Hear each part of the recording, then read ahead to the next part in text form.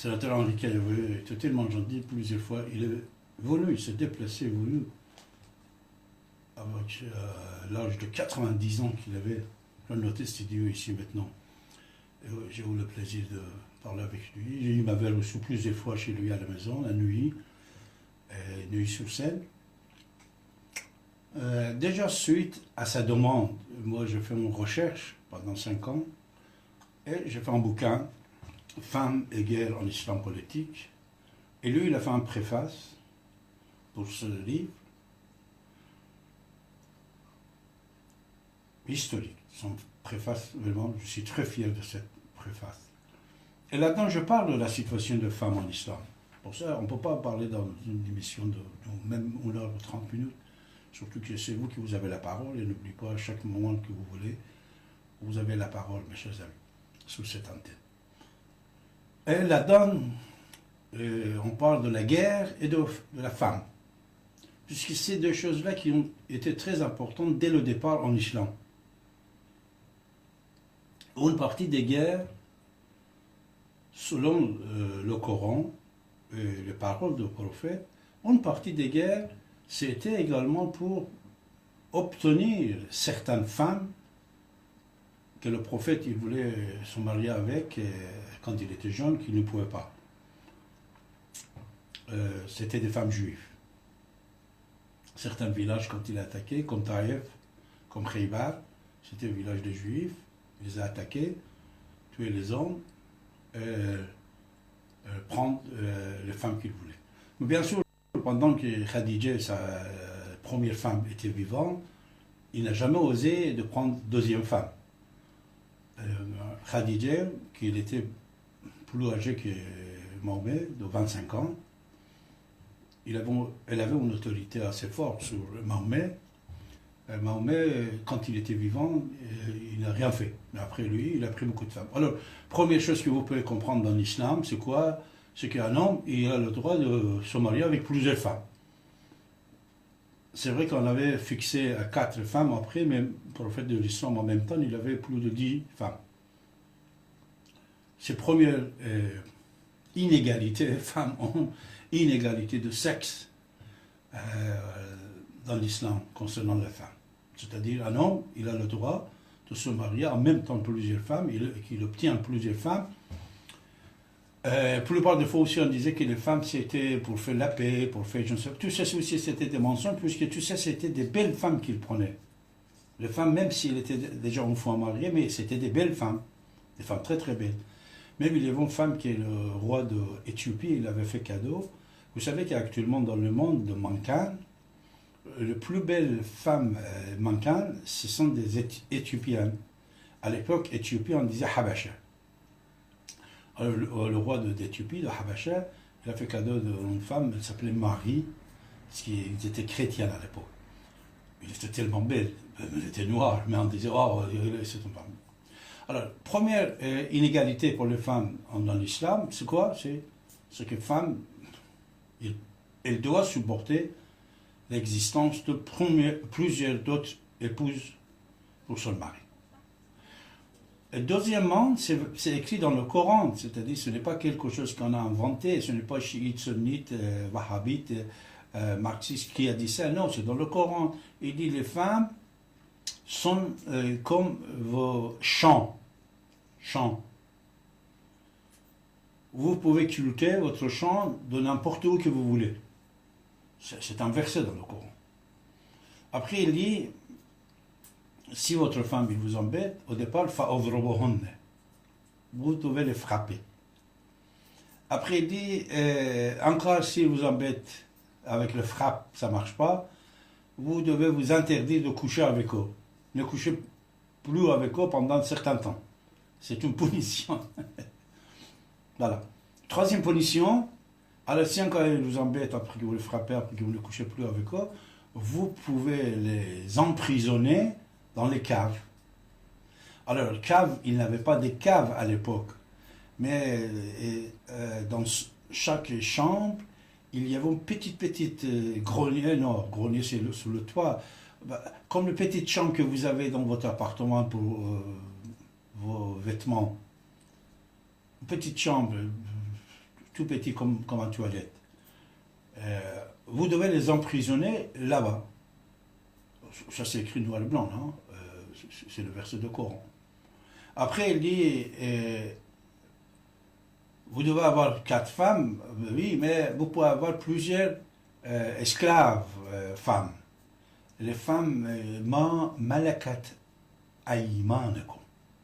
Je vous dis en arabe, pour les gens qui comprennent l'arabe.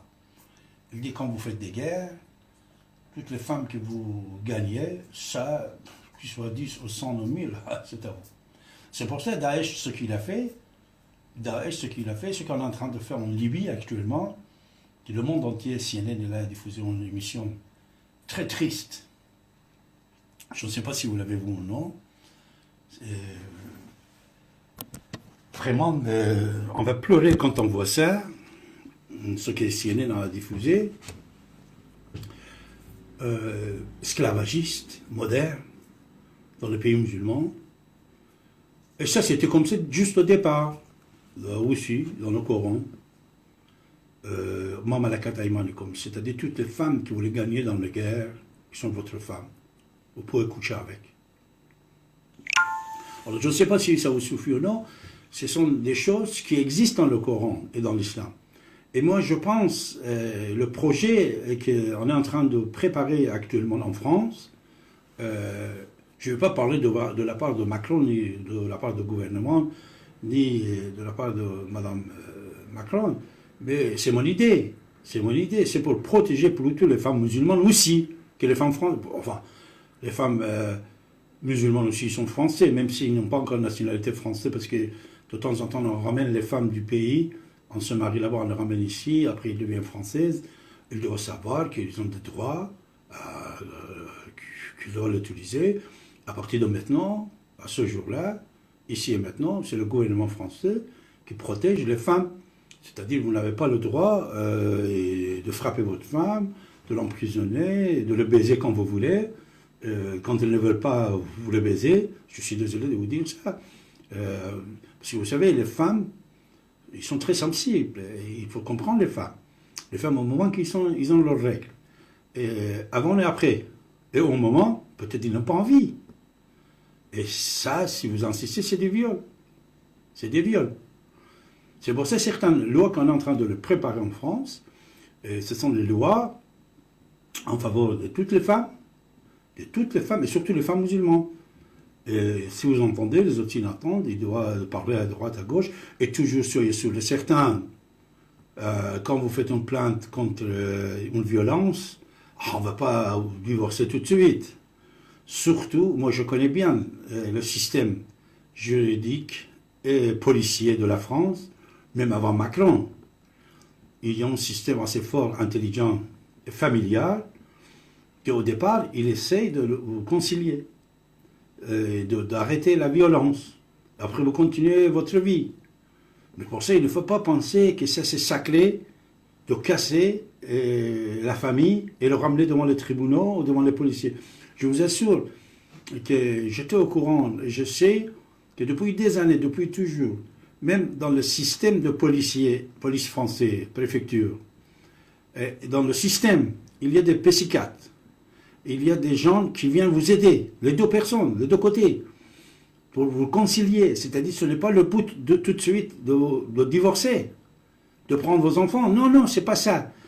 On travaille pour reconstruction de la famille et pour la paix. Et après, plusieurs fois, si ça ne marche pas, après, c'est à vous de choisir. Pour ça, il ne faut pas avoir peur. Parce que, comme j'ai entendu, pour parler de fois, les femmes, ils pensent que dès qu'ils vont se plaindre, alors on va mettre en prison leur mari, on va prendre les enfants. Non. L'État, il est très intelligent.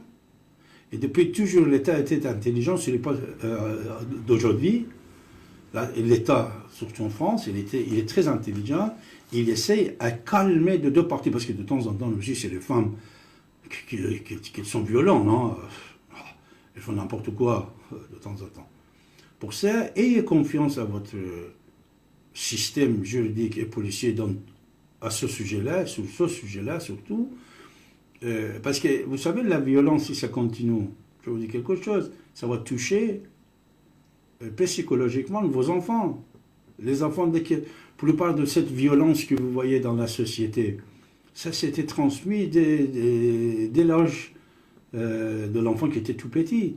La violence dans la maison, même si vous mettez dans une chambre, votre enfant a commencé à frapper votre mari, votre épouse, votre époux, l'enfant il entend tout, il écoute. Les enfants sont plus intelligents que nous de temps en temps, n'oubliez pas. Un enfant, il est plus intelligent et tous les moyens de cerveau d'un enfant, il est actif 10 fois plus que nous. Puisque nous, par rapport à notre âge, on perd certaines fraîchetés. Mais l'enfant, il ne peut pas s'exprimer, mais il enregistre tout. Pour ça, les violences dans la famille, va toucher psychologiquement vos enfants aussi. Alors ça serait mieux de l'arrêter le plus vite possible. Le plus vite possible.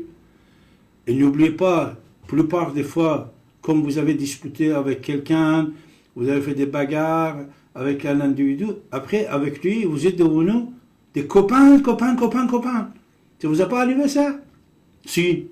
Alors dans la famille aussi, c'est comme ça. Un couple qui fait toujours des disputes. Un jour, peut-être, si vous allez devant un policier, surtout dans tous les commissariats, il y a des policiers réservés pour les problèmes de couple. Toujours, il y en a. C'est-à-dire, vous avez des inspecteurs qui sont des spécialistes pour prendre les dépositions des individus qui étaient victimes. Ce n'est pas un policier tout simple. Vous avez des spécialistes, des inspecteurs et spécialistes.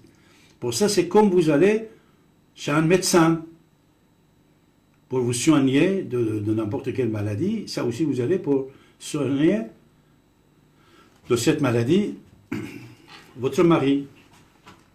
Alors, que pensez-vous? 08 92 23 95 20, mes chers amis. On va vous écouter maintenant.